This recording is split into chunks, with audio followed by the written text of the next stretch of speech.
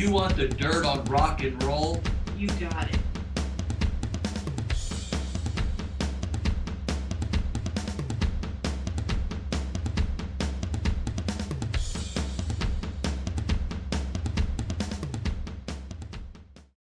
Hey everyone, this is episode 92, and we'll be joined with John Corabi, who, well, we all know him from, of course, the Dead Daisies, and former singer of Motley Crue, guitarist of Ratt, and so many other bands. It's going to be an amazing conversation.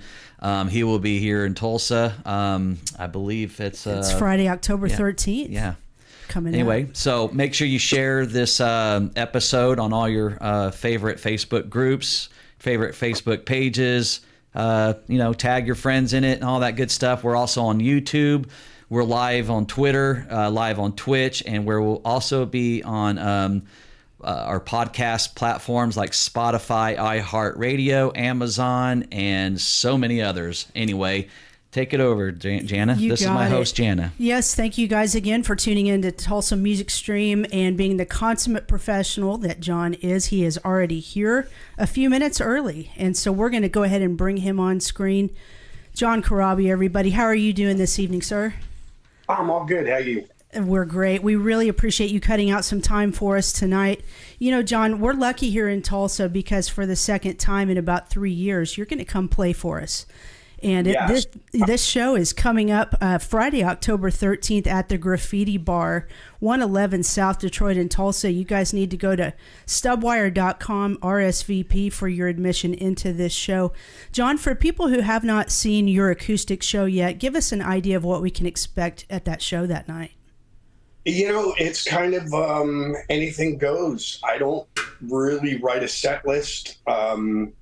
It's just stories, some inappropriate jokes, and just a bunch of different songs that I grew up listening to. And then I'm excited to see my good buddy Eddie Trunk is going to be joining us for the evening as well. So it's going to be a lot of fun. Absolutely. You know, again, Tulsa is so lucky because we have Doug Burgess, who he's with DEB Concerts. He is an advocate and he really flies the flag in our area here to continue to bring you artists of this genre that we all still love, still support. He continually brings you guys to the Tulsa area. So we're so fortunate to get to be checking you out on October 13th, and we'll plug that show again at the end of your interview. We do want to shift and talk about the Dead Daisies. Man, you guys are just out there kicking absolute ass. I want to ask, I know you guys are getting ready to head to Japan and Europe. You guys just finished up a handful of dates in the U.S. and Canada. Tell us how those dates went for you guys. It was, honestly, it was amazing. You know, if anybody's been following my career, they know that I kind of left the band for a few years. And came back, and we did some rehearsals in May and July, and then we hit the road August. I believe it was August 22nd. We started in Pennsylvania, New Jersey, went up the East Coast, into Canada, across Canada, and down the West Coast. And our last show was at the Roxy in LA, and we had a great turnout at all the shows. The fans were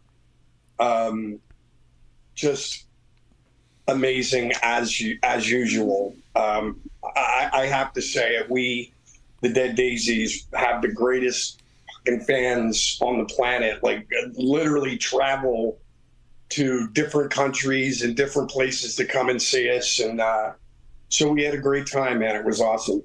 And I want to ask you too, Scott, I'll let you have the next one. But, you know, I've been perusing you guys' Facebook. You guys put out a lot of really cool videos that kind of show us the behind the scenes interaction with you guys, with each other off stage. It seems like a very genuine, tight-knit brotherhood. There's kind of a youth-like, just a good spirit about you guys. To what do you attribute that tight bond that is very apparent between this current lineup? Well, I think first off and foremost, the fact that we've all been friends for a very, very long time. I mean, just for example, Doug Aldridge and myself have been friends since, God, I think Doug was maybe 16 or 17 years old back in Philadelphia, where I grew up. Doug grew up as well. And so we've all been friends for a really, really super long time. And the fact, of the matter is we've all kind of followed each other's careers. I mean, let's face it, without blowing smoke up anybody's ass, I think, Doug's an amazing guitar player. Yes. Yeah. He's looked up, people all over the world look up to him as far as his guitar capabilities. Yes. Same with Brian Tishy. Brian, to me, is one of the most amazing drummers like out there. I'll take Brian Tishy any day of the week. Yes. Michael Devin is a force to be reckoned with vocally and on bass guitar. And David Lowy is, a lot of people have in the past have made comments about, and if you're familiar with David's backstory, he's a very successful businessman. Yes. And, he put together this thing, just goes to show he knows what he's doing. Obviously, he's a very intelligent human being. But the thing about David is he's not just successful with the music. If it was a deal where he was just saying like, go write me an album and I'm just going to stand on stage with you guys and play and, sit there and just bask in the glory of whatever, that'd be one thing. Right. But he's not doing that. He's literally involved every step of the way in creating the music and putting a show together in, so he knows what he wants. He's it's amazing. And I've become very, very close friends with David, since 2015. So we've known each other for 7 or 8 years now as well. And we've become very, very close friends. So I think the fact that David is really good to all of us, and the fact that we've all become incredibly close friends, it makes it easy. Even when I wasn't in the band and they had Glenn Hughes, I was still in touch with the guys on a very regular basis. David and I would exchange funny memes, or we would call each other or text each other. Doug and I were talking to each other. All of us. I still talk to Marco. I still talk to Richard Fortas, Dizzy Reed, Tommy Clefettos. We're all friends. So to this day, we still talk to each other, even the guys that aren't in the band anymore. Glenn and I, the entire time he was in the band, we were communicating via Facebook and texting and Instagram and different things like that. So it really does make it easy when you're friends with everybody that's in the band or has been involved with the band over the years. Yeah, you know what I mean? Yeah, Yes, and we've had Doug on our show. Yeah. And he was in his hotel room, and he picked up his guitar and played it. And that was when Glenn was in the band, and we were actually supposed to have both of them. And Glenn ended up getting sick, and then it wasn't shortly after that. It just seemed like that. It's like, what's going on with Glenn? Is he still with the Dead Daisies? I'm not sure. Did he go back to Deep Purple to do something, or make a new album with? Yeah, well, he's doing the I don't even, is it the 50th anniversary of the Burn record or whatever? So he's doing that, but he's also been in the studio. I know he's been in the studio with Joe Bonamassa doing a new Black Country Communion record. Right. So, Glenn came in, did an amazing job with the Dead Daisies. Yeah. They did 2 brilliant records and a bunch of touring. or as much as they could do during COVID. Right. Yeah. You know, I did my thing. I went out. I wrote a book. I really wasn't doing much, obviously, because of COVID as far as playing live shows. But I wrote a book called Horseshoes and Hand Grenades. And then only because I'm late to the game and I'm a bit of an idiot, I never really paid much mind to things like Pro Tools and recording yourself. So I took classes and learned how to record myself. I'm still a little slow at it, but I recorded a bunch of music and it's just sitting there waiting. And, you know, in our downtime from the Daisies, I'm going to put new music out and go out on tour and do my thing. Awesome. When you do go on tour with Dead Daisies, and you did mention, you know, how successful David is, does that mean that he, you know, because we understand that most guys that are, you know, well off like that, they're going to get to their gigs the easiest way, and you know, it's usually a jet or a helicopter or something like that. Do you get to fly with him when he goes to the shows, or is it like you guys have to like rough it out on the bus and then he does the jets and stuff? Look, as I said earlier, David takes very good care of us. Awesome. That's super cool. That's amazing. That's really, really great. You talked about the book, and you know, anytime you rock stars write these books, we fans get super excited because we always love these inside looks into, you know, a deeper dive into your stories. And this book is not just about, you know, the parties and I mean, you get into some deep stuff. Tell us how long it took you to put this together, and was this a pretty difficult process to get it to the point where it was ready for release and you were satisfied with the end product? Well, again, I'm not. I know nothing about writing books. Let's face it. I can give you an A chord and sing a melody over it, but when it comes to things like writing books and shit like that, I have no idea what I'm doing. So my good friend Paul Miles, he was the one that spearheaded the whole thing. And so when COVID hit, he had talked to me about doing a book in 2019, and I'm like, you know, whatever. But once COVID hit and we all realized that we were going to be home for a while, he kind of reached out to me and brought it back up again. And, you know, at that point, I'm like, well, fuck, like I don't really have much else to do at this point. Sure, let's do it.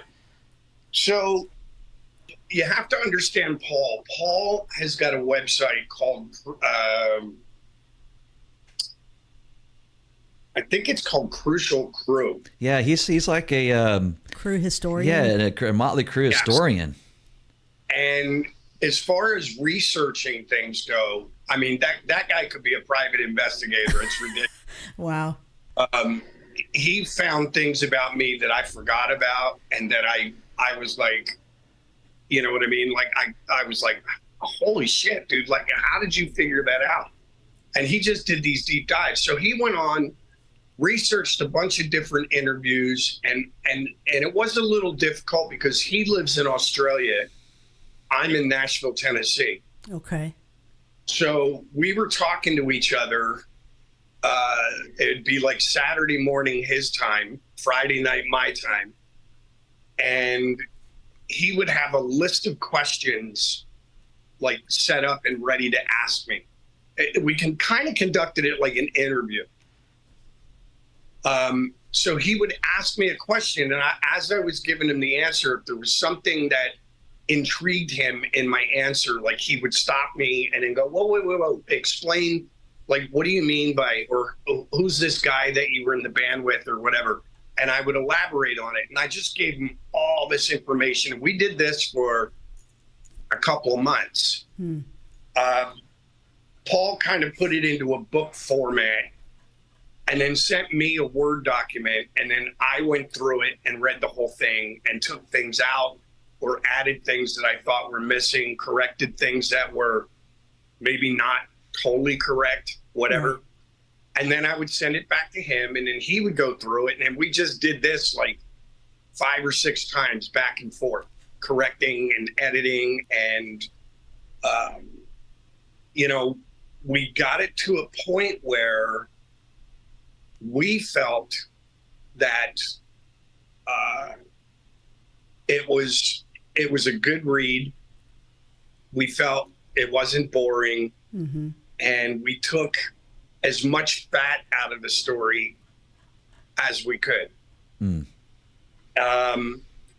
then we sent it out, and Rarebird Books, they saw it, they read it, and they immediately got back to us and said, "Man, this is great. We want to do something with it." Wow.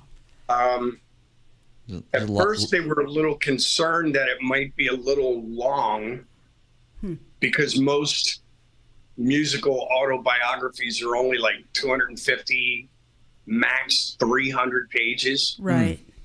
And I think my book clocks in at like 4 and change, like Wow. 450 or something like that.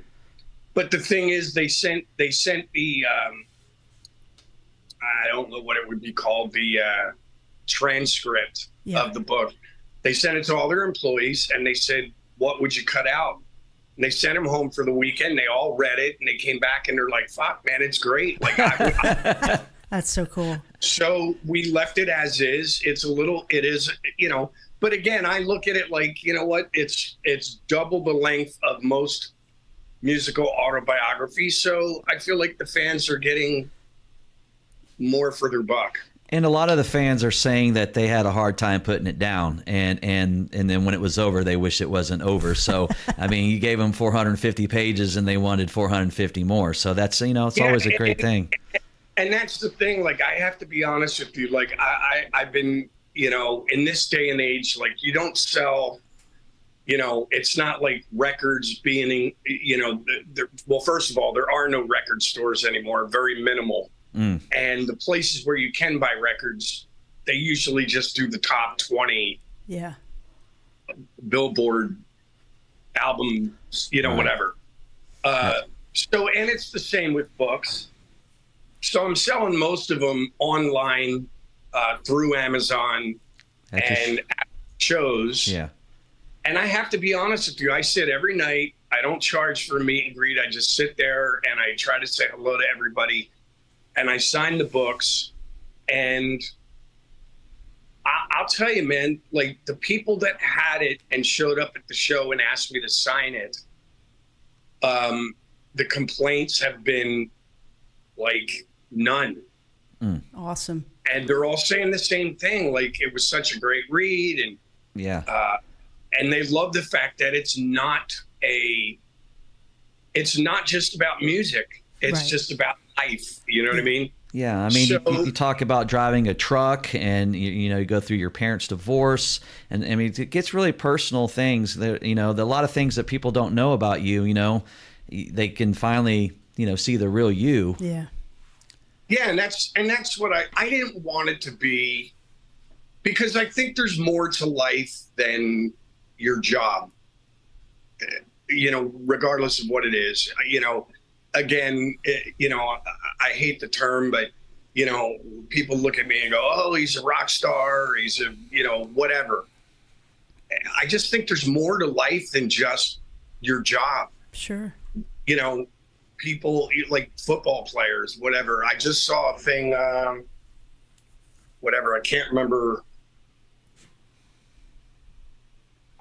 what team it was, but they were just talking about one of these football players that showed up on Sunday, and his daughter had just passed away, like maybe a week or two prior. And it's like, you sit there and you watch this guy play ball and you go, "Fuck, like, how's he able to do that?" And I just wanted to make sure when I talked with Paul that A, the book sounded like me talking, and B, that it showed that I'm more than just the guy that sang in the Scream or Motley and Union or the Dead Daisies, and, we're human. Things bother us too. If you're going through a divorce or, you're just whatever, death in the family, whatever, it should, the show must go on. But at the same time, you're looking at someone on stage doing what they do, and you really don't know what's going on in their life, you know? So I just really wanted it to be a book about life in general.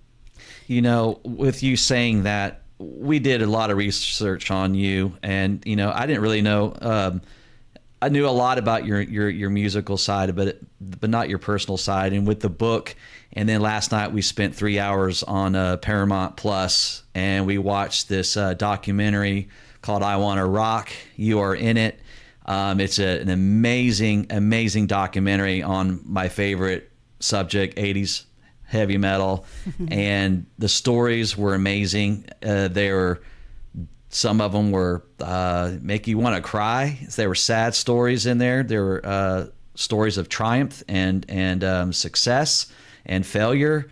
And your story touched us, Yes. as well as Wingers and Skid Row guitarist. Yeah, Janet from Vixen. It was really well done. Finish your question, and then I want to elaborate. Yeah, I just want to say how your book kind of, you know, it blends in with this documentary. You know, with your parents, you gave your dad finally gave you a stamp of approval when you saw all the magazines he saved of you and everything. It was a touching documentary, and I recommend everyone to go out and watch it on the Paramount Plus. Were you pleased with how that turned out? Because, you know, as disappointing as it was regarding how your role in Motley Crue was depicted in the dirt, I think the folks that did this did you right and gave you the camera time and the face time that you rightfully deserve.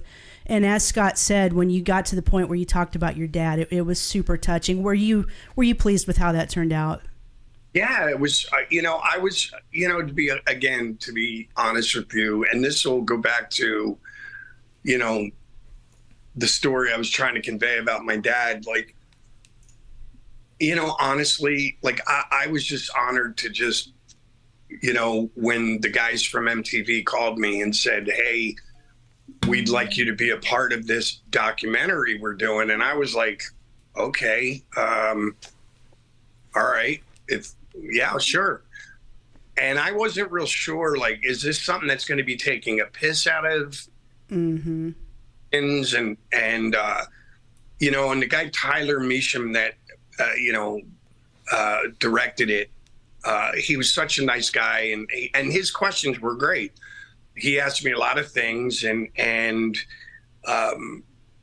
you know, I think you know, the thing that's funny about my relationship with my dad, though, was I think this is something that a lot of guys go through, regardless of what it is that they want to do, you know, whether it's, you know, whatever, going in the military or fucking driving a truck or whatever, you know, when you're a kid, nothing seems to be good enough for your parents, you know what I mean? Right. And that story that I told in the TV show, it was really kind of a turning, divining moment in my life.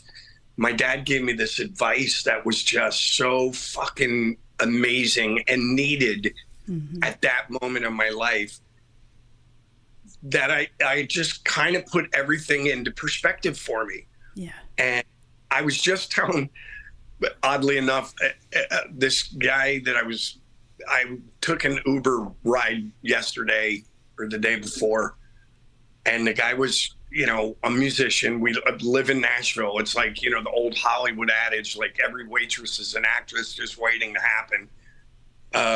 You know, but this kid, I was talking with him, and like the thing that my dad tried to get across was, don't focus on the things that you don't have.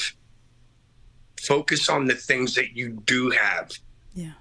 And like, I used to sit there, you know, for years and just sit there and go, fuck, man, like, what do you have to do? What do you have to do to be like super, hold on a minute. I'm getting a phone. No, you're good. Oh, there we go. You guys disappeared though. Okay. But it was like, what do you have to do to be like super famous? Like to, you know, have millions of dollars in your bank account and like all this other shit. And the thing that conversation with my dad made me realize is like, you know what? You're sitting here and you're pulling your hair out over the what ifs and whys and whatever. What do you have right now? And I was just sitting there going, man, I have a beautiful home, a beautiful wife, beautiful kid, beautiful grandkids. Yep. Still, you know, I'm 64 years old. I've been doing this since I was 17. Yeah. The one time I had a job was when I went and drove the truck, like, you know, or prior to getting my record deal, right, or after getting my record deal. But it's like, I had to put everything into perspective, and I sat there and I went, you know what? I've had a record deal with the Scream, with Motley, with Union. I've had my own solo record deal, and then with the Dead Daisies. And the thing is, like, if you sit there and go, man, like, why does my bank account not look like Nikki Sixx's, or why does it not look like Steven Tyler's, or, you know, Joe Elliott? Mm-hmm. You just sit there and you're like, you're going to drive yourself fucking crazy. It's just like, let the universe do what it's going to do. But the thing that I do have is, like, as I was saying, a beautiful home, a beautiful wife, beautiful kids, grandkids, and I'm still here doing interviews with you guys. I'm still touring the world. I'm still making, like, yeah, is it millions of dollars? No, but I'm still playing music and I'm still getting paid really well to travel the world with it, whether it be with an acoustic guitar or the Dead Daisies. And I'm like, so that was what my dad was trying to tell me, was like, focus on what you have and what you've got going for you than the things that you don't have. That'll come. Just let it go. Stop worrying about it and just live your life. Yeah. And once he told me that, and then, you know, unfortunately he passed away in 2014, but then when I saw all the magazines, like every fucking magazine that I was ever in, wow, he had in a Foot Locker with, like, or like he had taken all the pictures and cut them out of the magazines and put them in photo books. And I just sat there and went, oh, well, that was his stamp of approval. And now it's time for me to just focus on what I have. That's amazing. How lucky I am. Because there's, trust me, there's musicians on this planet that are 100 times better than all the musicians we buy records for, but they're sitting in their garage, or they're sitting in their basement, or they're getting up every day going to work in a steel mill, and they weren't able to get that one break. Well, and I'm sitting here 40 years later still going strong, man. So it's like, life is good. Let me tell you what, let me just reinforce to you that you have definitely arrived at the correct place mentally and emotionally about it. The two of us, we never got past, you know, cover band. I mean, we both had original bands, but, you know, here we are in Tulsa, Oklahoma. We never got past the cover band level. And trust me, we would kill to be But you know what? We did get to open up for John at the IDL Ballroom. So that was amazing. 3 years ago. That was like the height of our success. But you're so right, man, because just anytime that creeps back in, just remember there's a bunch of schmoes like us out there that are getting up at 6 o'clock to clock in, and you know, you are definitely a blessed man. Yeah. But you've earned everything too. I realize that, you know, and at the same time, like, I've, you know, I know I've worked hard. I know I'm always trying to make sure I show up and I'm on stage, and I try to make sure that my throat is taken care of, and I try to make sure that I'm in reasonably good shape for being 64 years old.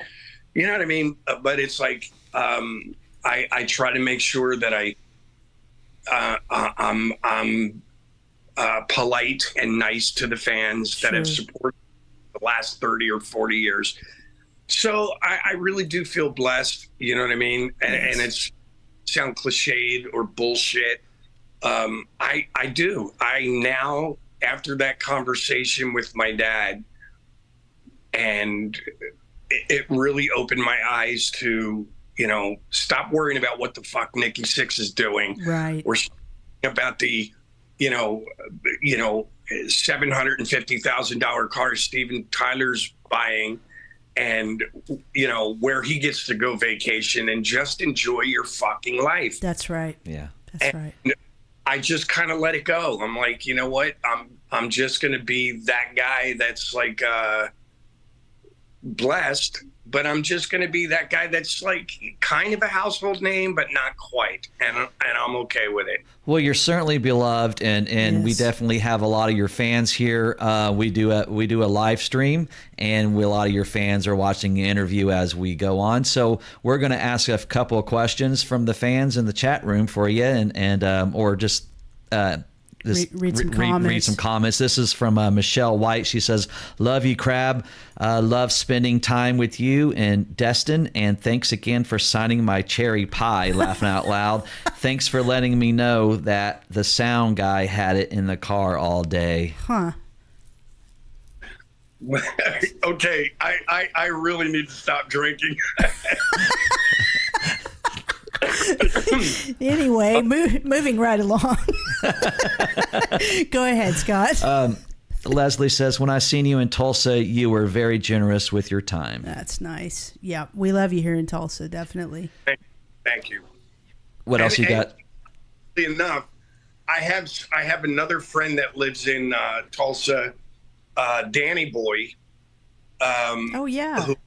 Yeah, Danny from House of Pain. Yes. Yeah, he bought the Outsider's house. Yeah.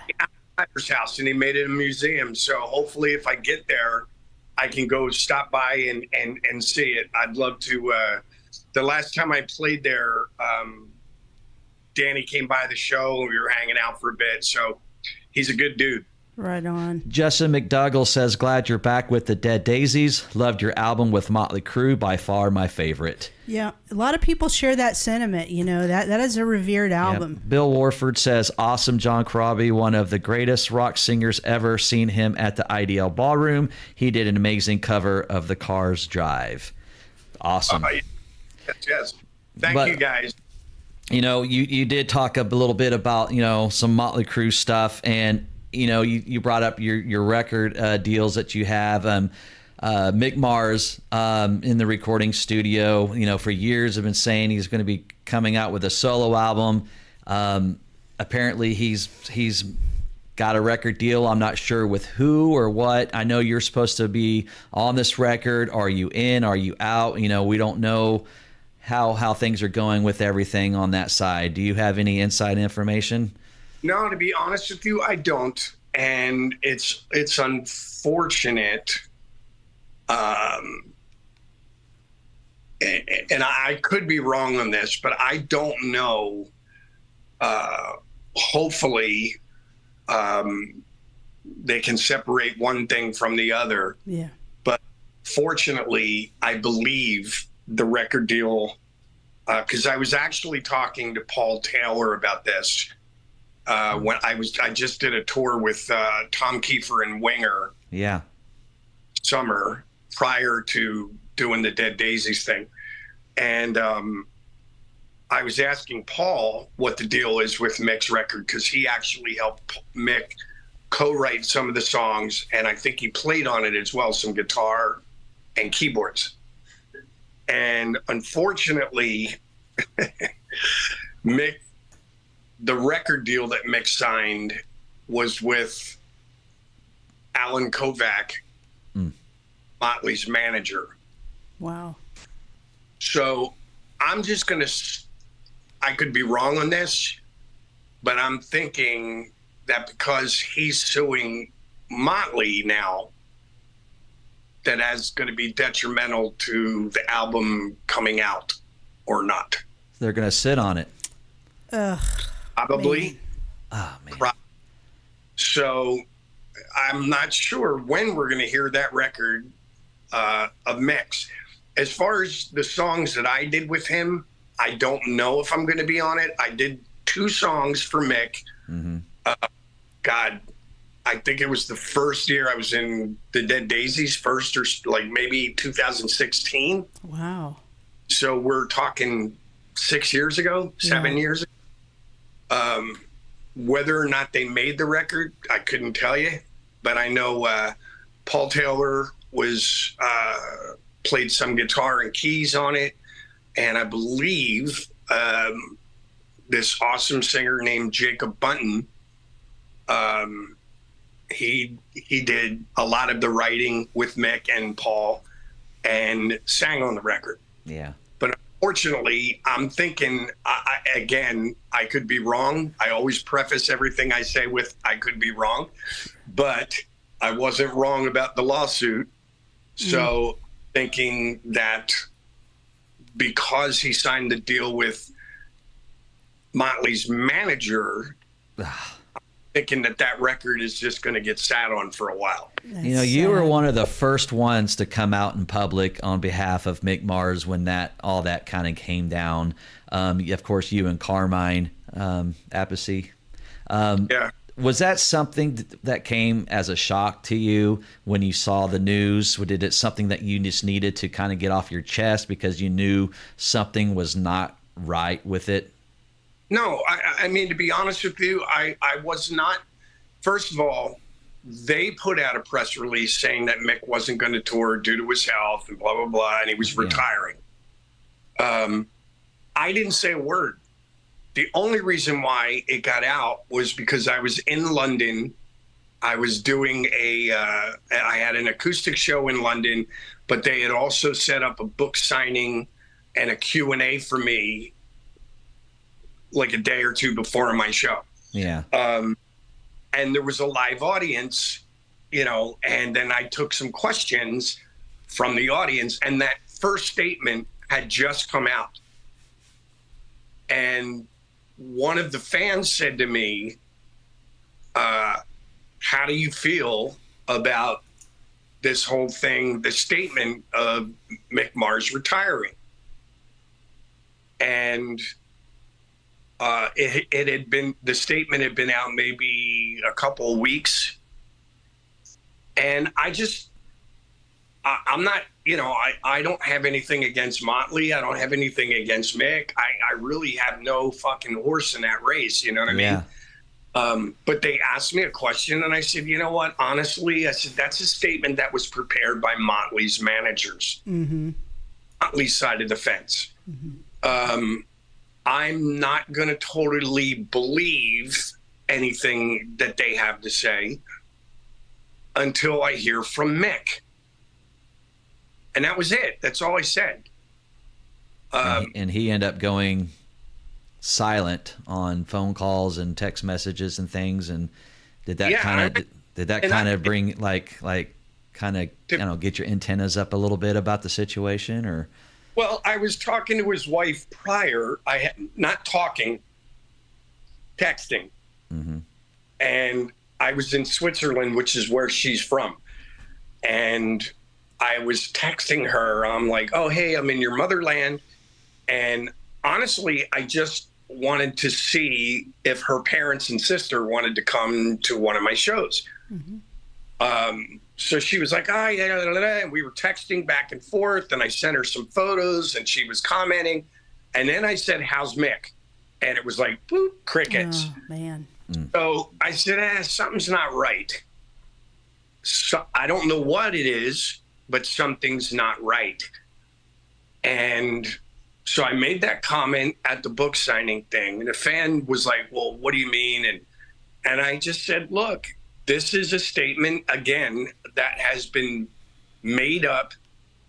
Not made up, but like it's a press release. Right. It's something put together by Motley's PR people and management. And until I hear from Mick that, yes, I'm not feeling 100%, so I'm not going to tour anymore, or I'm stepping out of Motley Crue, you know, until he says it, I don't believe any of it. So can I ask, when is the last time you've talked to Mick, if you don't mind sharing It's that. I mean, we've texted each other. Yeah. Okay. You know, he'll respond to a text. I'm like, oh, hey, dude, how you feeling? And he'll go, I'm good, Crab.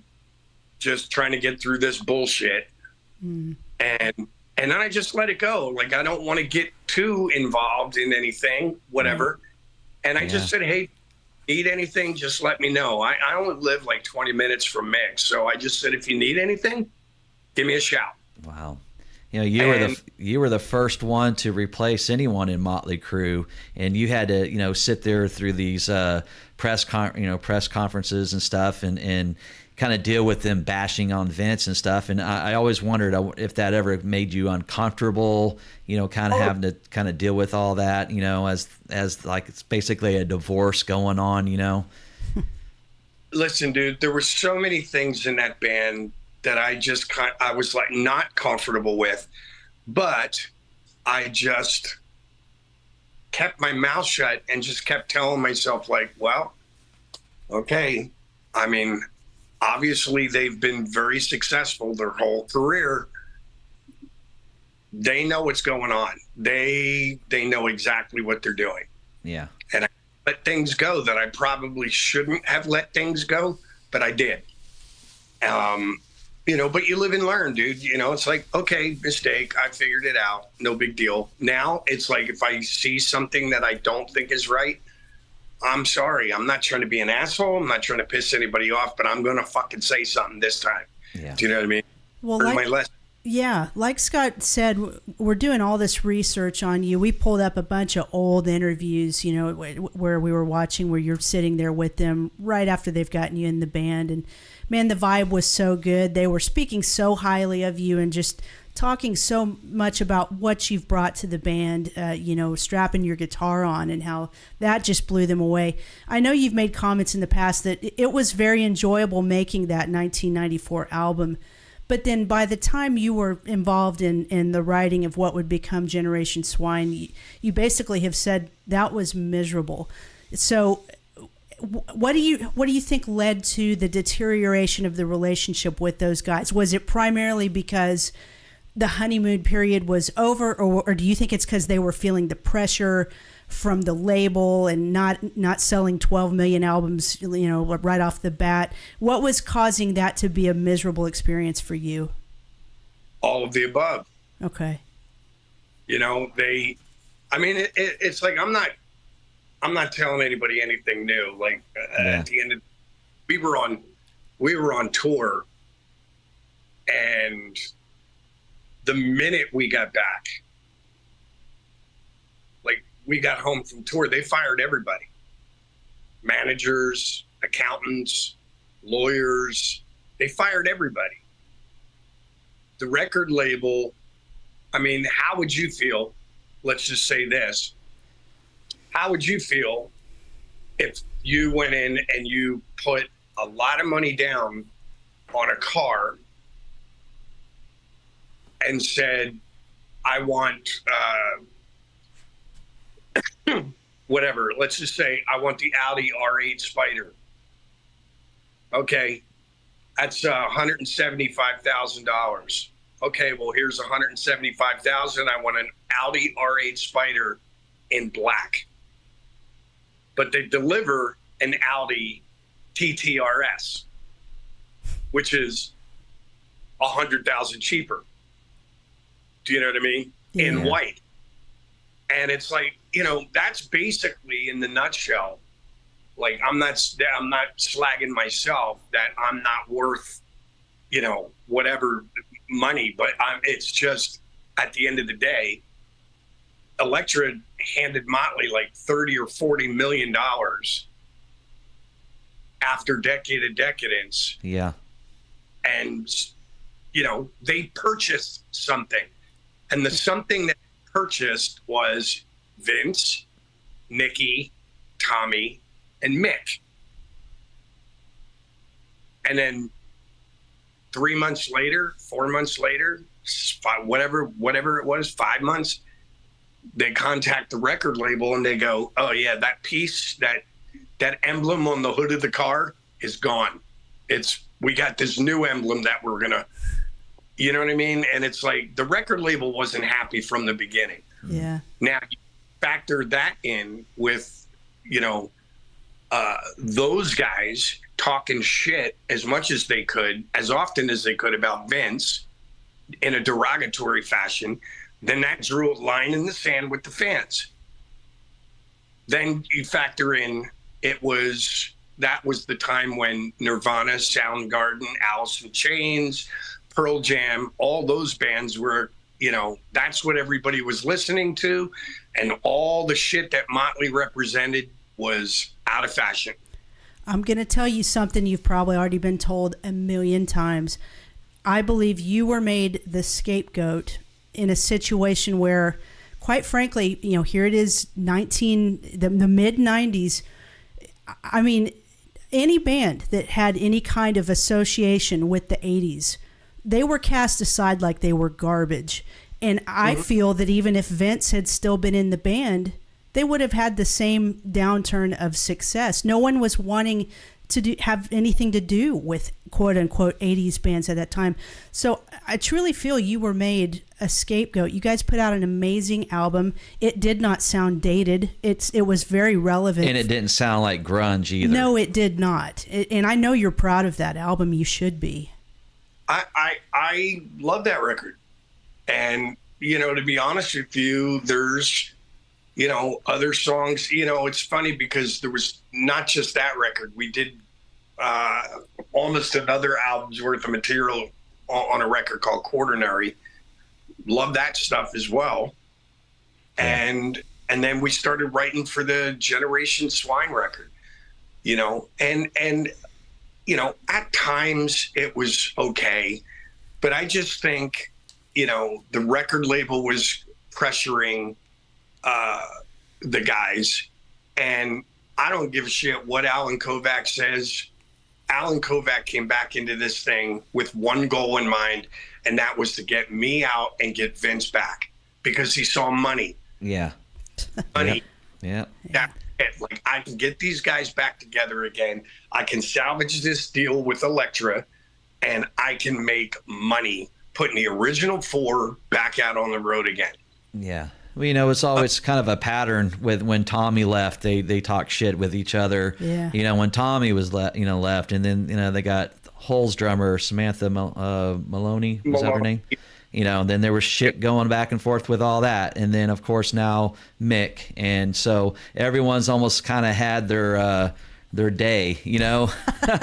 They kind of all had their day. But we are coming up 30 years of the 94, the Motley 94. And, of course, as you were told in a recent interview, there was an online petition, I believe, on Metal Sludge or something like that. People were signing signatures for a box set of Motley 94, which I think would be fantastic. You feel like they are trying to pretty much bury the John era, the 94 era, which, you know, I always question that because Tommy Lee recently did a drum solo, and one of the songs on his drum solo, I believe, was one of the 94 songs. I think it was the first track. I don't know if you... Say that again, John. He did Hammered and Power to the Music in his solo. Power to the Music. Okay, yeah. So... And he's recently come out, and I believe it was 2015, said it was his favorite Motley album. I know Mick loved it. I believe Nikki said some good things about it. You know, so do you feel that it's more the management trying to bury it to protect, you know, the Vince legacy and everything, or do you think it's actual the members themselves? I don't know. I think, you know, it could be the members themselves. And, you know, again, I had and I'm just saying what this is. It's, well, nobody really knows this, but I did you know, when they were doing The Dirt. Yeah. Yeah. Their production company called me and they go, "Oh, hey, we didn't realize that you wrote one of the songs that we'd like to use in the movie." And I said, "Oh, what song is that?" And they're like, "Hooligan's Holiday." I said, "I co-wrote all those songs." And So they were like, well, we want to use Hooligan's Holiday in the movie. So I just stopped this chick and I just said, look, here's the deal. I don't have an issue with you using the song in the movie, but I'm just going to say this right now. Like she said, it was a set fee. It was what they call a sync fee to be in the movie. I said, all right, whatever. I said, but here's the deal. I said, there's two things I need to ask you. First of all, I just want to say that you can use the song. I don't give a shit. You send me over something to sign. I'm going to have my managers and lawyers look at it. And if they tell me it's good, I'll sign it. I don't have an issue. But I said, I'm just telling you right now that if I make 1 penny less than the other 3 guys in Motley, I'm coming after you. Ooh. And she goes, no, it's all set. It's all set. I go, okay, no worries. Number 2, do the guys know that you're talking to me right now? And she goes, what do you mean? I said, do they know that you want to use Hooligan's Holiday in the movie? And she was like, yeah. They've all signed the contract. I said, that's not what I asked you. I didn't ask you if they signed the contract. What I asked you was, do they know? And when I say they, the entire band, management, whatever, do they know that you're talking to me right now and that I'm going to make some money off this movie, The Dirt? And she goes, well, I don't see why it would be an issue. We already told them that, and they all signed the contracts. And I go, okay, well, I'm telling you right now, the song will never be in the movie. Mm-hmm. I guarantee you. And I wasn't wrong about that either. My goodness. They pulled it from the movie. And if you look, the scene where Vince is sitting in the bar, he looks up and he sees a snippet of Hooligan's Holiday on the TV, but you don't hear the music. It was not in the movie. So I'm left to believe, like, these fans keep coming to me and saying, hey, are you ever going to release the Motley 94? I said, I just stopped them. I go, listen, it says Motley 94. Motley. I've got nothing to do with that band anymore. Motley Crue controls all that shit. You want to see, if you want to buy vinyl, you're either going to have to hunt it down or you're going to have to write to Nikki Sixx and ask him to put it out on vinyl. I've got nothing to do with that shit, but I can also guarantee you that it'll never happen. Boy, you nailed that one. Well, you did recently. You did go out and you played the whole album in its entirety. Great show. That was 8 years ago, buddy. Yeah, it is. 2015. But it's on Spotify. You can get you can listen to it on Spotify. It's great stuff. I love the production of it. I thought your vocals did well. You sounded great. The guitars, and I believe your son was the drummer. Is that right? Yep. Yeah. Great stuff. And I know you did that so the people who weren't able to come and see the show, I believe you did it in Nashville, and you put it out on Spotify for people so they can listen to it. And is that also on sale on your website? No, it's on. I don't. I sell them at my shows, but. Okay. If anybody wants to buy the actual CD, they can go to Ratt Pack, Ratt Pack Records and purchase it through them. But you know what? Honestly, dude, it was so weird. I was doing those shows in 2014, which was I believe the 20-year anniversary of the record coming out, and I just did it to do it.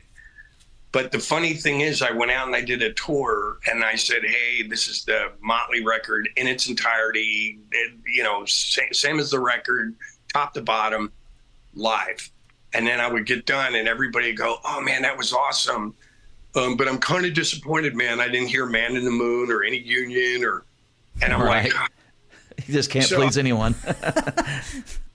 At that point, you know what? I'm not going to ignore the fact that I was in that band for a minute and Like, if anybody wants to hear Hooligan's Holiday or whatever bug I have up my ass that night, I'm going to play some stuff from that record.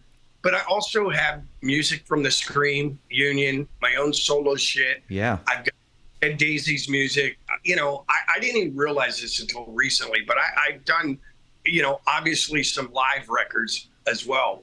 But I've got 15 fucking records out. Right. So I just go, you know what? I'm not going to sit here and do tours anymore and focus on one of the 15 fucking records. I'm going to do a little bit of everything, and hopefully, you know, the audience will be, you know, for the most part, pleased.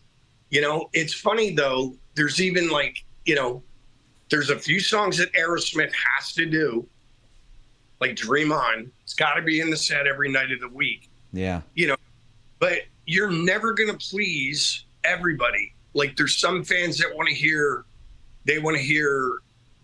you know, Sweet Emotion. And then there's other fans like me that want to hear the deep cuts, like Seasons of Wither. They want to hear Round and Round. They want to hear, you know, Nobody's Fault. You know, all those deep cut songs that get the let out that Aerosmith, you know, so you're never going to please everybody. So just do your thing, have fun, keep your fingers crossed, hope that the audience enjoys what you're doing, and live another day. We'll hit a couple more things and then start wrapping up with you. Thank you again for your time tonight. So the Motley thing blows up. How palate cleansing was it for you to hook up with Bruce Kulick and do Union? Was that almost therapeutic for you, and kind of a reassurance that, hey, I'm going to survive this and I'm going to continue to thrive as a musician? Well, you know, it was therapeutic for Bruce and I, because before every writing session, we'd probably sit down and have a cup of coffee and talk about the misery we were both going through. Right. Almost mirror images of each other at the same time. You know, so it was therapeutic that way. I got to vent lyrically on some of the stuff. So that was also therapeutic. You know, but I didn't know if I was going to be all right, because again, I was still kind of in the tail end of that whole Pearl Jam. Like, Union didn't fit into anything. We weren't a new band, and we weren't an 80s band. We weren't Motley Crue. We weren't Kiss. We were a new band as far as that went, but we were also not a new band. It was the weirdest thing. So we, oddly enough, in Europe, we did great. Europe, Scandinavian countries, South America was like, you know, selling out these huge places. But in America, which is where the money is, we couldn't fucking get arrested. So it was just one of those things, you know. Again, one of the things that I was kind of pulling my hair out about at the time, just sitting there going, "What fuck? Like, what do you got to do, like, to just make your mark?" Yeah. And you just sit there and you go, "Fuck, all right, you know, whatever. I don't know." So I was still a bit nervous about, you know. And one of the things that I kind of talked to my dad about was, like, did I peak in 94? Is that it? Is this the best? Was that it? Right. Was that my brass ring? And he kind of put everything into perspective for me. But so I wasn't totally comfortable at that point, even though I was happy. I was creating, I was being given another opportunity to travel the world and play a guitar and act like an idiot on stage. But it was,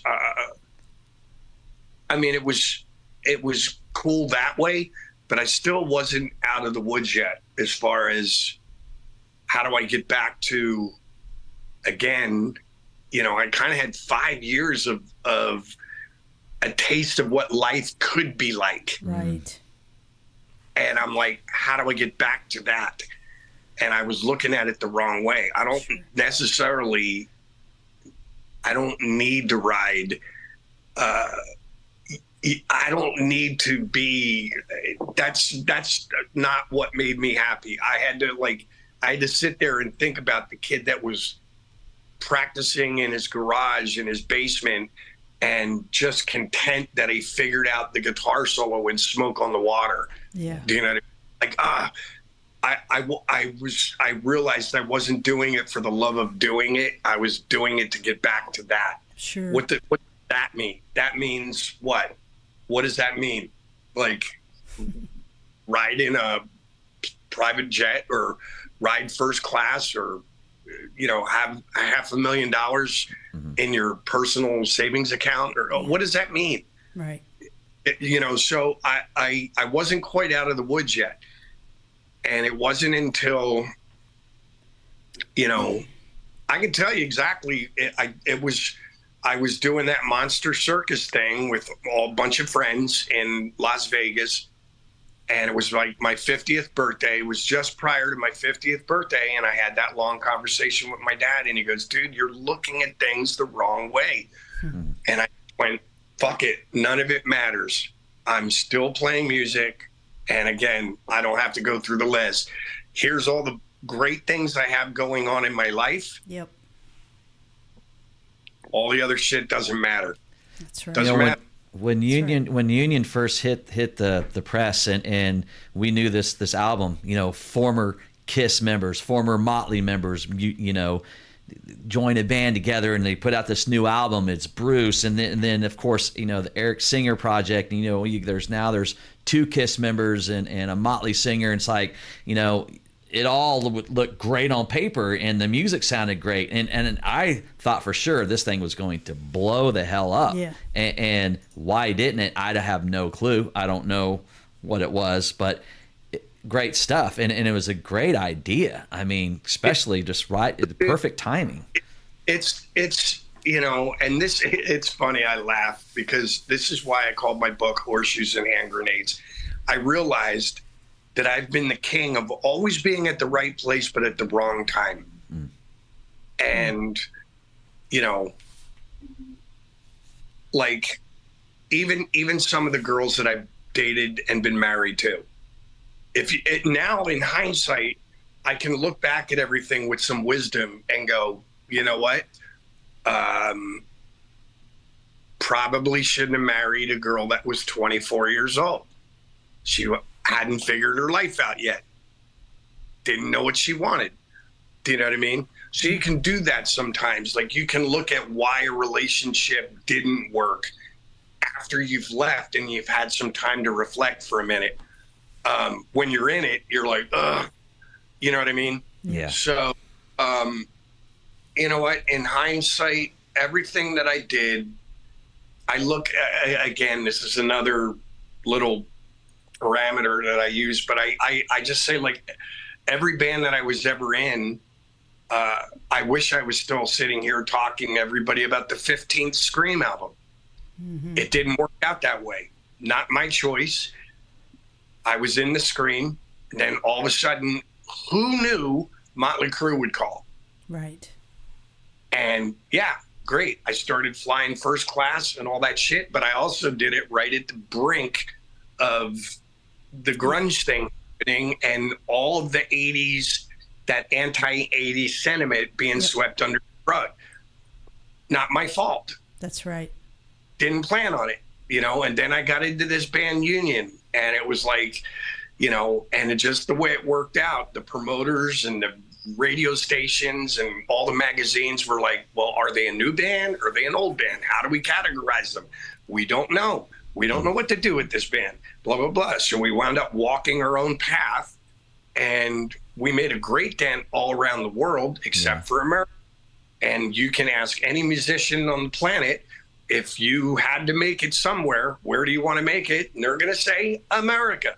Yeah. America is like the key to everything, So it just didn't work out.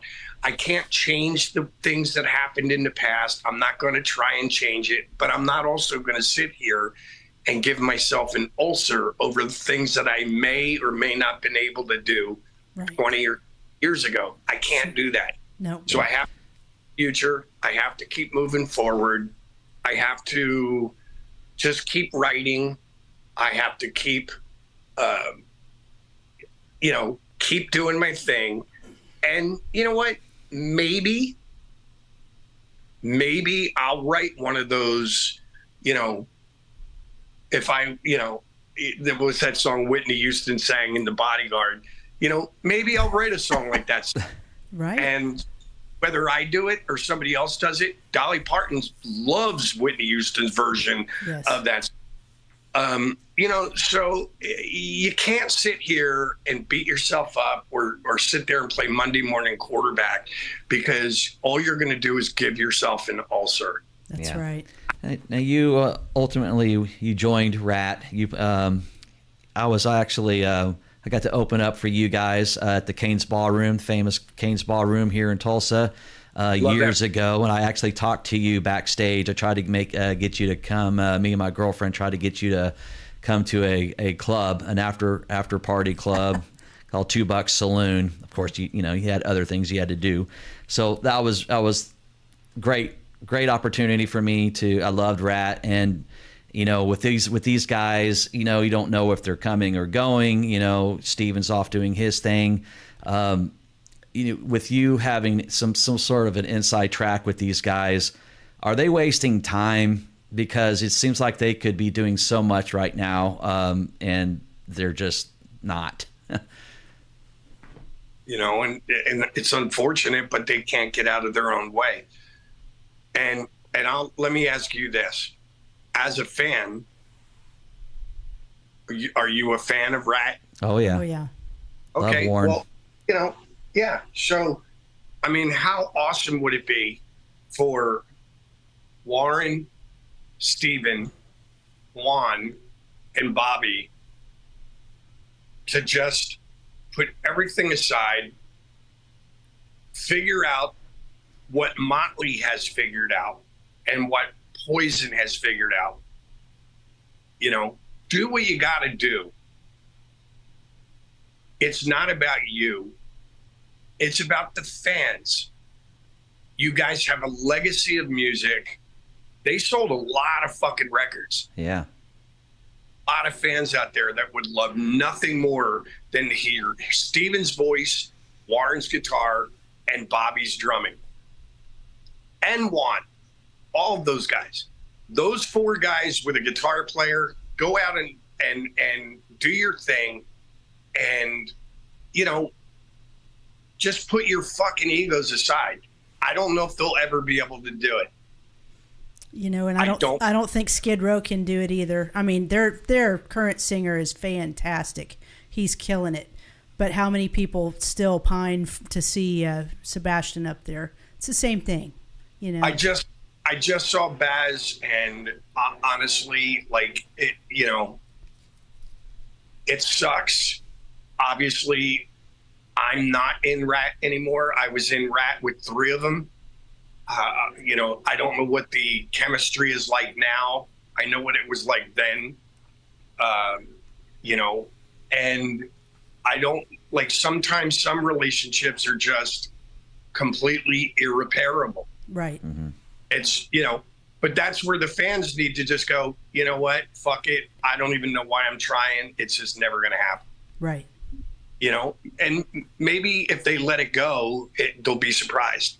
Don't know. Sure. Mystery, and it sucks because I love Baz, but I didn't have to live with him. And I love Snake and Rachel, all the guys, Scotty, I love all the guys. Rob, I've seen Rob a few times, up in New York, and but it's I'd love to see the original Skid Row back together again, but we weren't there. We weren't living with each other. Just fans that bought the music. Yeah. And we don't know what the situation is. I could tell you right now, just as an example, my mom and dad, there was some underlying love there, but there was no fucking way you could put those two people under a same roof together. Yeah. Once divorced, it was never going to happen. Sure. So just, I don't know, man. You know what? I've been doing this now for almost 40 years. I'm just happy to be back with the Dead Daisies. I'm just happy to be still in demand for my solo career. I've got a couple shows, obviously, this month. You know, and then I'm back off to Japan and Europe with the Daisies for the rest of the year. Looking forward to next year. That's it. Like I said, move forward.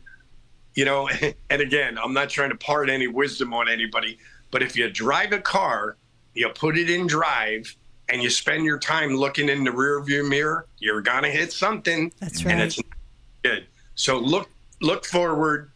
The mirror is just to check and make sure, you know, whatever that's in the past, whatever.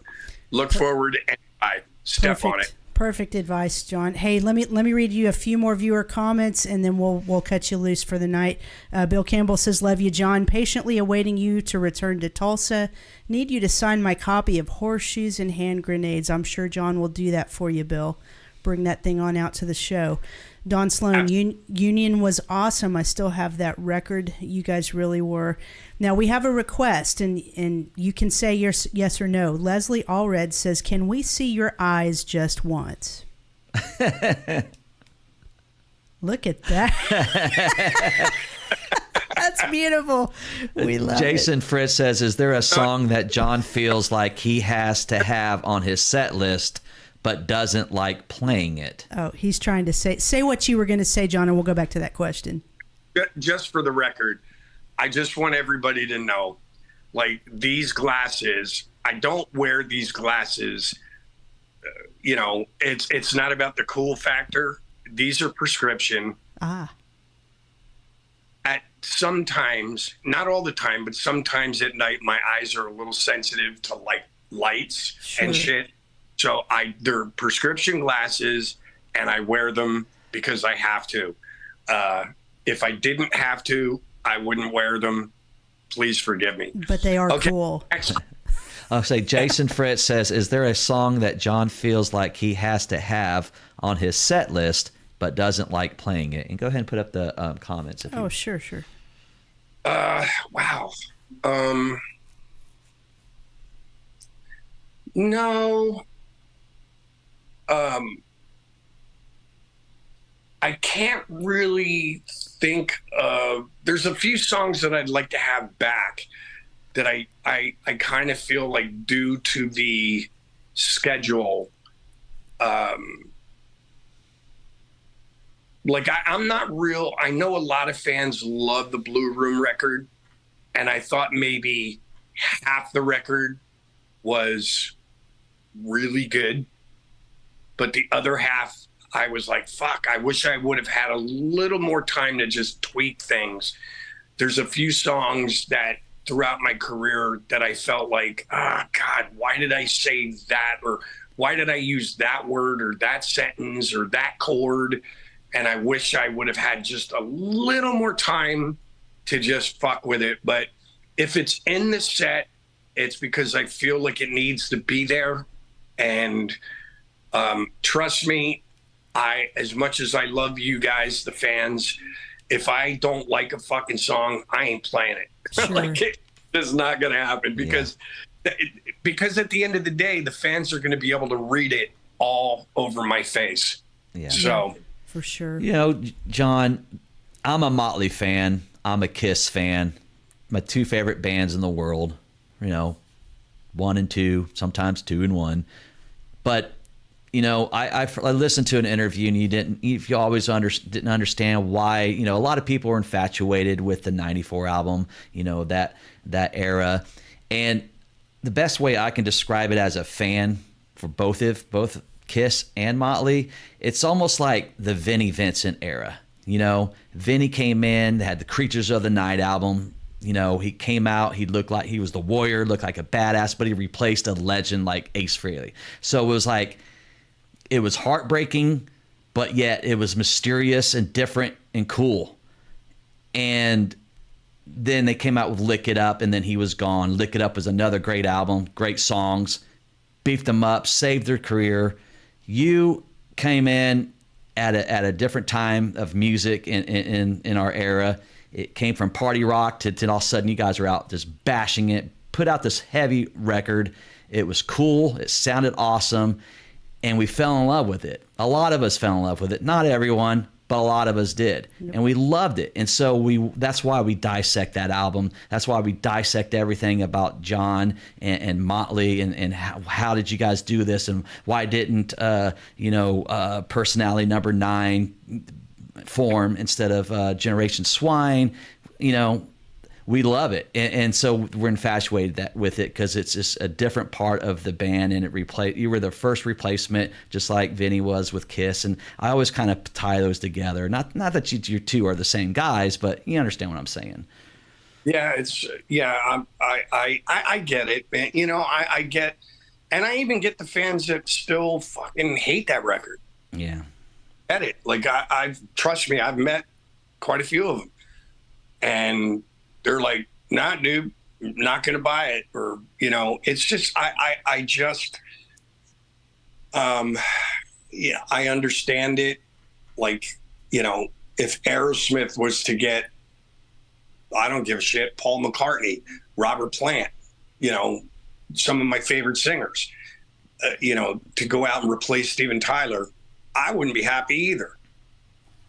So, I understand it. The thing of it is, though, again, like, I don't want to, like, I don't mind talking about any of the bands that I've been in, whether it's the Scream, Union, Motley, Ratt, and the Dead Daisies, but it's like, I just, my thing is I don't like dwelling on not just the Motley, any one record from back then. Like that's then, man. Again, Yep. Next year is going to be, just to put this into perspective, 2022 last year was 30 years ago, 2022, that I joined Motley. Next year will be 30 years that the Motley record came out. And 2026 will be 30 years that I left. Wow. Yeah. So it's like, there's a lot of great shit happening right now in John Corabi's world. You know what I mean? And I don't want to sit here and talk about, not with you guys, I'm just saying in general. Sure. Yeah. I don't want to talk about the Scream because that was even longer, or not that I don't want to talk about it, I don't want to dwell on it. You know what I mean? It's like, I'm literally trying to, right now, I'm literally putting music together for either the Dead Daisies or John Corabi for the future. Yes. You know what I mean? It's like, again, it's that old adage of like putting a car in drive and staring in the rearview mirror, but you're going forward. It's not going to be good. So all the rest of the stuff, it's part of the John Corabi DNA. It's part of the John Corabi makeup. It's part of the John Corabi story, but it's not the only part. I still feel like, I don't know, this might sound cliched or might sound stupid, but I feel like the best is yet to come, man. Absolutely. And we'll be seeing you in Tulsa, and as well as you will be riding in a jet and going off on tour with the Dead Daisies, drinking the fine champagne and enjoying life like you should. Just for the record, I don't like champagne. I'm a whiskey guy. Jameson, fact. Okay, so everybody coming to the Tulsa show, remember that. He's a Jameson guy.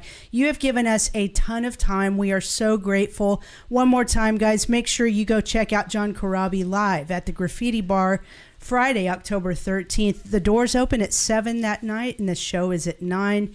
Eddie Trunk will be there. Thank you to DEB Concerts for bringing John in. It's going to be another great and fantastic time. We want to remind you guys also, pick up John's book, Horseshoes and Hand Grenades. You can order that at johncorabi.com. By all means, support everything that John has going on, because as he says, the best is yet to come. His voice is in top form. The band is clicking on all cylinders. Dead Daisies, check them out. And John, thank you so much for your time tonight. I do want to say one other thing. If you want any information on the Dead Daisies, go to thedeaddaisies.com. Yes. And we do a record out called The Best Of. It's everything we've done for the last 10 years.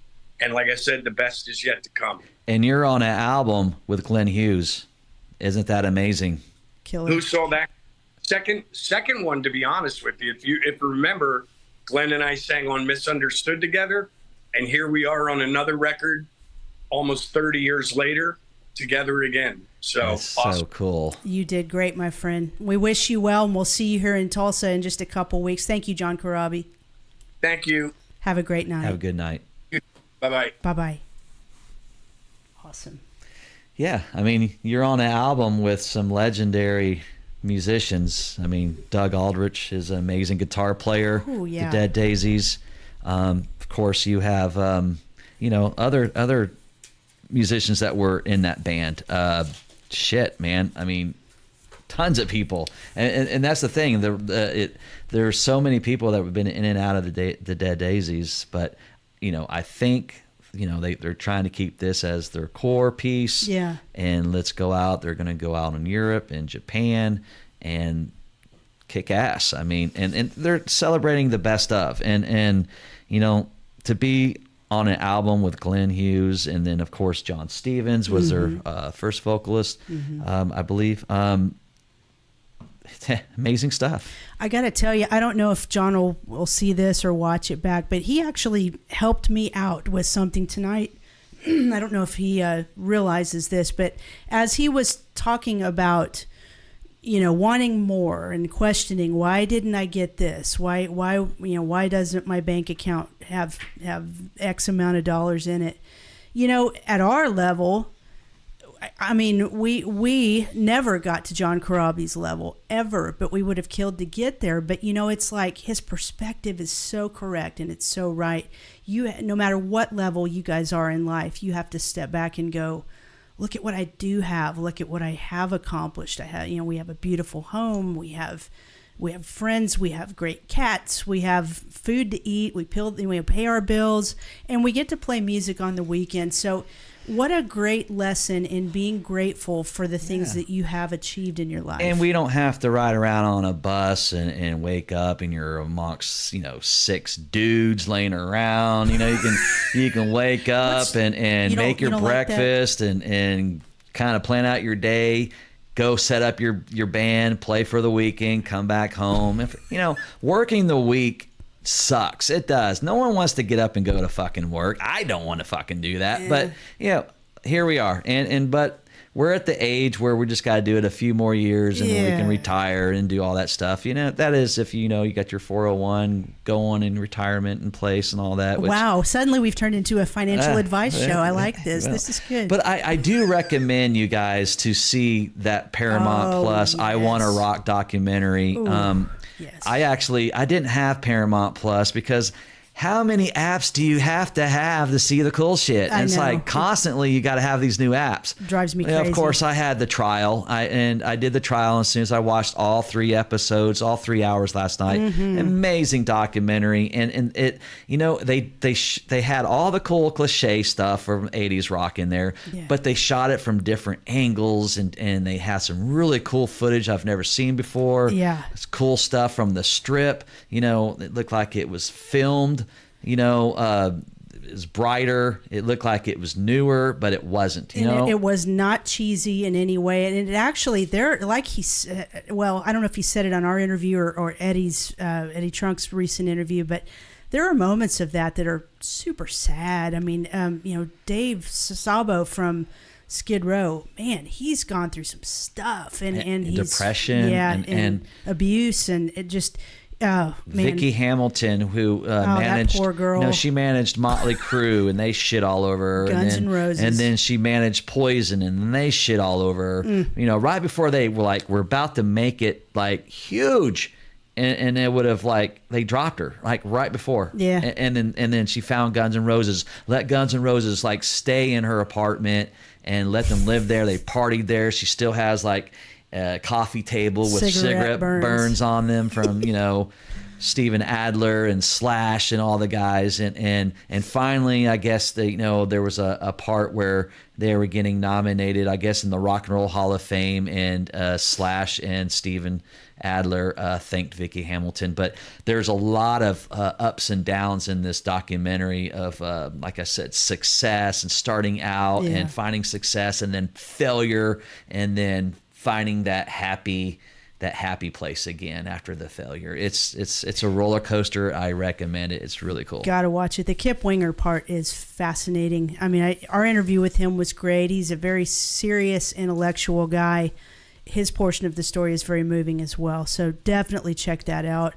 You know, being in a band with a billionaire, it doesn't suck. It should not suck. I mean, they're treated well. So I mean, yeah. I mean, he's talked about, why don't I have as much money as Nikki and Steven Tyler bought this new car, you know, but he's in a band that's got more money than all of those dudes. If I were John, I would have a hard time not looking over at David and going, "Hey man, can I have $1 million?" He's a billionaire with a B. Awesome though. Yeah. I mean, they are such a good band. Can you put me in your will? No kidding. All right, we've been on almost an hour and a half, so let's roll through this fast. Once again, thanks to Doug Burgess for setting up that interview with John Corabi. You guys got to go see the Corabi show on October 13th at the Graffiti Bar, 111 South Detroit. Guys, this is a free show. All you have to do is RSVP at stubwire.com, and you can get your ticket to get in that night. Doors at 7, show at 9. You'll be able to say hi to Eddie Trunk. He's a good friend of Tulsa, a good friend of Doug's, good friend of John's, a good friend of all of us. So we'll look forward to seeing the guys there that night. Thank you, Psychomo Filmworks, for our intro. If you guys have any video needs at all whatsoever, email psychomo@gmail.com. Dustin Little is a great sponsor for our show. If you have IT needs in any form or fashion, you can call him at 918-640-0892.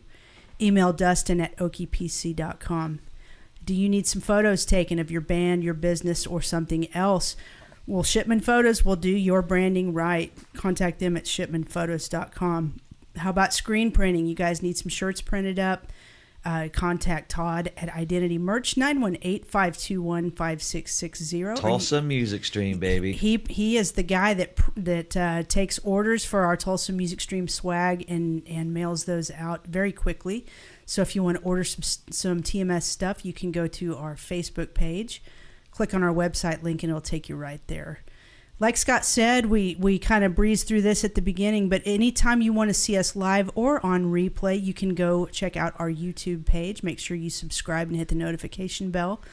Our Facebook page, Twitter, or Twitch. You can also hear us in audio format on Spotify, Amazon Music, iHeartRadio, Apple Podcasts, Google Podcasts, and more.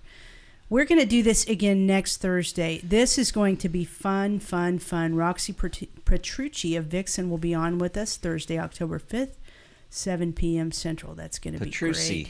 Is it? I keep saying Petrucci. It's Petrucci. Yeah. Okay, boy, I better get that down before we bring her on next week. I always screw something up.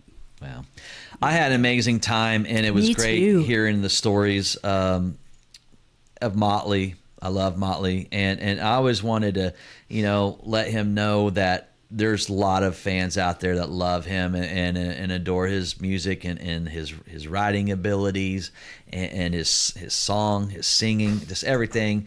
He's not some guy that came in and wrecked the party. He came in and he had to do a job, and he did a great job at it. And unfortunately, it didn't work out. But I don't think it was entirely all his fault. He thinks it is, but I think it's just the timing. The timing was bad, and that they didn't want, the era didn't want 90s or 80s music, but suddenly they wanted to bring Vince back, so it wasn't going to work one way or the other. Well, I stand by what I said earlier. I think just because it was the era it was, I don't care who you've got in that frontman position, it was a downtime for all the 80s bands then.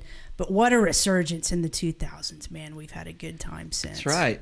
And we haven't looked back since. Nope. You can't kill it. You just kind of look at the 90s as 80s rock pause. It was a pause. Absolutely. And then boom. Yeah. But what do they call it? Boot and rally? That's right. We unpaused that shit. Yeah.